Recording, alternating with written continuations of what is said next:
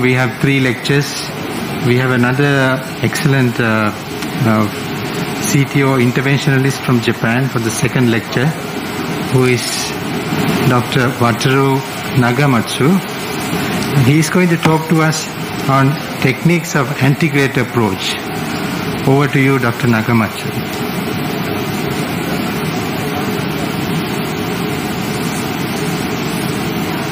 Good morning, and my lecture title is the Techniques of Antegrade Approach in CTOs. My conflict like that. And this is today's lecture agenda. And firstly, I would like to explain about the wire selection. So actually, the main guide wire and are there. And usually the buzzer asks which guide wire is the best guide wire. But I will give it some tips and how to select guide wires. And the tips is matching guide wire function with region. And please image the unification with between the matching the guide wire function and the region. So as you know, maybe I will show the 5 wire function factors.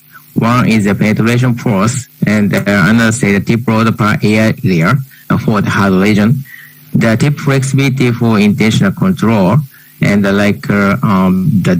deflection control, and the torque response is for intentional control that against the friction, and the torque force is for the hard region, and the lubricity is for friction.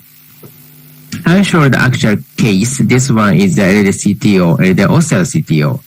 And firstly, I choose the Miracle 12, and that's why the very easy to look at the pros. And finally, the Miracle 12 get advanced a little bit to the CTO region.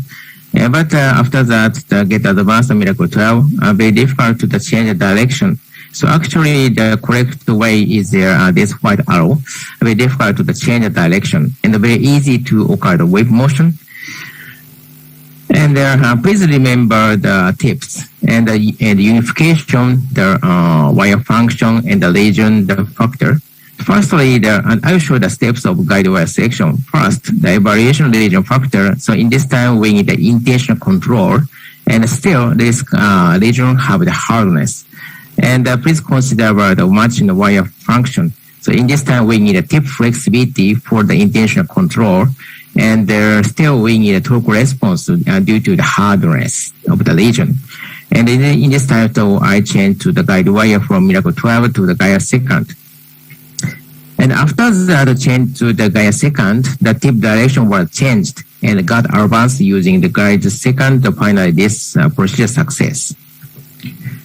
Now, I'll show my CTO data 2016 that I recorded of the guide wire at the antegrade along cases. So actually, I performed many times the guide wire step up and step down and for one region. And please change our guide wires depends on their each region parts. The second issue is the power guide wire technique.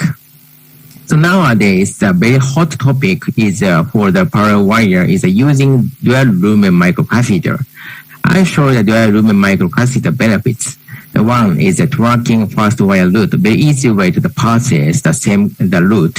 If this first guide wire and get advanced to the correct way at the portion part, we have to process the same route. Very easy way to perform this aim using the dual lumen microcatheter.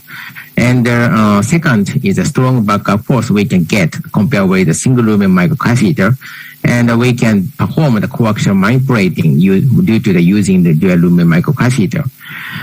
And nowadays, we can use the Asahi Sasuke dual lumen microcatheter. This one is a very nice crossability and very nice durability, and because of the taper, soft tip, and long-lasting lubricity coat, very special coating. I show the in vitro the data. This one is compared with the single lumen microcatheter.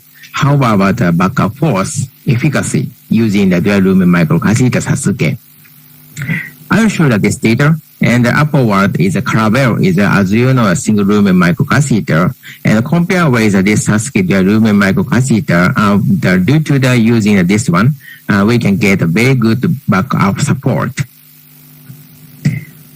The third issue is the IVAS. IVAS is a very important tool for the antegrade approach. And for the IVAS guidance and for using the antegrade C2PCI is about summarize two procedure. One is IVAS guided entry, and another one is IVAS guided rewiring. And firstly, I would like to explain about IVAS guided entry. The first, the basic system. Please look at this schema, and the left side is a basic system. Is there we need this in this time they're using a single room microcatheter, but a little bit the problem is backup force. So, and the center picture is the advanced system. This one is using the dual room microcatheter, and due to the using a dual room microcatheter, we can get good backup support. And the right side is a more advanced system. So another say the strip method, and slide on the same guide wire and IVAS in the dual room microcatheter. As you know, this IVAS guided entry is a very important procedure.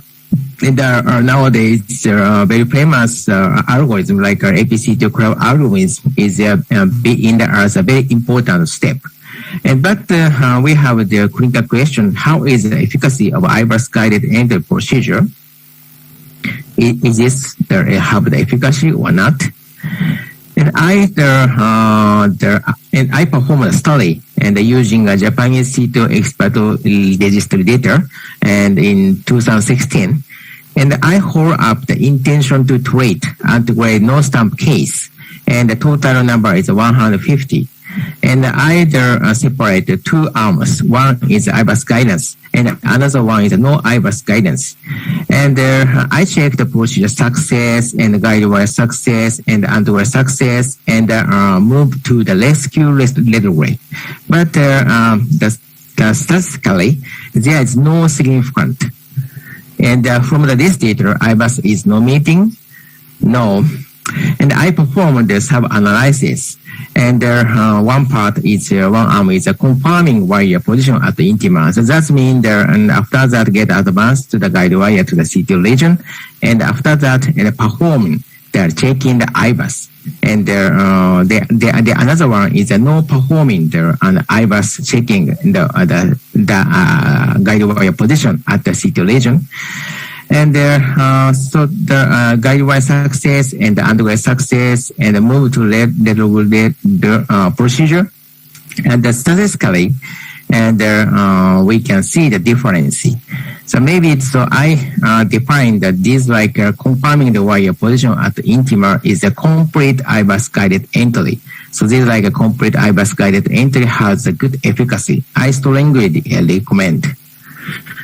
I show the actual case. This one is the middle part of the CTO, and this region have the very nice big septal channel for the performing the IVAS guided entry, and I inserted the conventional guide wire to this big septal, and I lied on the same guide wire and the dual room microcatheter and the IVAS. So we have the tips for the performing of this IVAS guided entry. The closer side branch to CTO entry is a suitable branch, and the C-type IVAS is better for prevention of the interfering with other devices. And I will show the actual IVAS image, and we can see that this conquest port 5 get advanced to the CTO intima. This procedure is a complete IVAS guided entry. We don't skip this procedure. The another one is IVAS guided rewiring. A little bit complicated, but we can more simplify the key points. And one is where is better part for reinsertion. And another important issue is how to decide the direction. And the first question, where is better part for reinsertion and different from intimate space? And because over there, from the intima to intima is a very easy way to stick to the change to the another route. But on the other hand, from the subintima space, and due to the hardware between intima and subintima, and already there created a vacant space at the subintima, and due to the disease-like region, very difficult to stick to the another subintima plug. So we have to stick from the intima. And another question is how to decide the direction and using side branch and wire bias. Please look at this left side of the picture. And if this intima plug and there be in the same vector with the diagonal branch, we can refer to this branch. And please look at right side picture. If the intima plug in the same as the direction with the guide wire, we can using the we can use the wire bias. I'll show the actual case. This one is the middle part of LED. So firstly, I use the UB3 and intermediate guide wire, but unfortunately, this guide wire get advanced to the subintima space, and in this time, I switched to the IBUS guided re-entry procedure. And I show the actual IBUS image. So this image is started from a diagonal branch. And we can see there about 10 o'clock, we can see the diagonal branch 2 lumen, and we can see the LED 2 lumen, and the LED intima in the common to with the LED, this IBUS route. And finally, we can see the C2 function part. I will show it again. Like that. And maybe that we have to insertion from the intima. And we have to insertion from around here. And that direction is maybe the RV side. Because of that, we can use this septal branch. Where is the intima between this yellow arrow and between 2 to 3? And which direction is the insertion? Between diagonal branch and the septal, this direction is the RV direction. So, and I use the miracle tuber guide wire, and as you can see, this guide wire get advanced to the intima plug. We have the tips.